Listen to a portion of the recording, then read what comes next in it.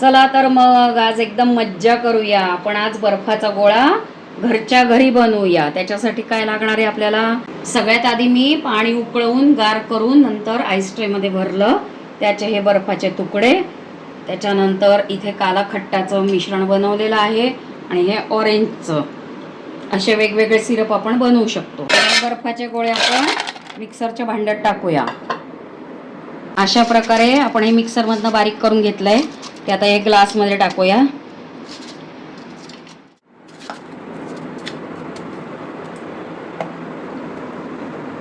तर ही जी काडी असते ती काडी आपण आतमध्ये घुसूया.